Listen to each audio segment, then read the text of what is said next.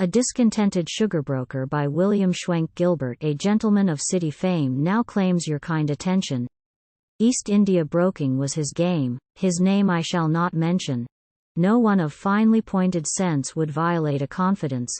And shall I go and do it? No, his name I shall not mention.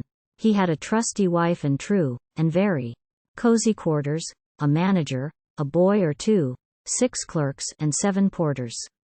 A broker must be doing well, as any lunatic can tell, who can employ an active boy, 6 clerks, and 7 porters.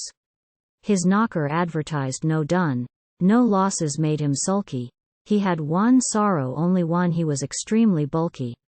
A man must be, I beg to state, exceptionally fortunate who owns his chief and only grief is being very bulky. This load, he'd say, I cannot bear. I'm 19 stone or 20. Henceforward I'll go in for air and exercise in plenty. Most people think that, should it come, they can reduce a bulging tum to measures fair by taking air and exercise in plenty, in every weather, every day, dry, muddy, wet, or gritty. He took to dancing all the way from Brompton to the city. You do not often get the chance of seeing sugar brokers dance from their abode in Fulham Road through Brompton to the city. He braved the gay and guileless laugh of children with their nusses, the loud uneducated chaff of clerks on omnibuses. Against all minor things that rack a nicely balanced mind, I'll back the noisy chaff and ill-bred laugh of clerks on omnibuses. His friends, who heard his money chink, and saw the house he rented, and knew his wife, could never think what made him discontented. It never entered their pure minds that fads are of eccentric kinds, nor would they own that fad alone could make one discontented. Your riches know no kind of pause, your trade is fast advancing. You dance but not for joy, because you weep as you are dancing.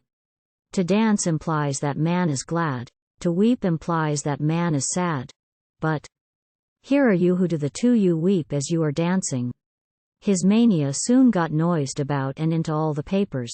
His size increased beyond a doubt for all his reckless capers. It may seem singular to you, but all his friends admit it true. The more he found his figure round, the more he cut his capers. His bulk increased. No matter that he tried the more to toss it, he never spoke of it as fat, but adipose deposit. Upon my word, it seems to me unpardonable vanity, and worse than that, to call your fat an adipose deposit. At length his brawny knees gave way, and on the carpet sinking, upon his shapeless back he lay and kicked away like winking. Instead of seeing in his state the finger of unswerving fate, he labored still to work his will, and kicked away like winking. His friends, disgusted with him now, away in silence wended. I hardly like to tell you how this dreadful story ended. The shocking sequel to impart, I must employ the limner's art if you would know. This sketch will show how his exertions ended.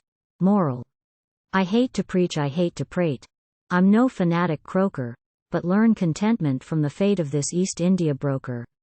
He'd everything a man of taste could ever want, except a waist, and discontent his size anent, and bootless perseverance. Blind, completely wrecked the peace of mind of this East India broker.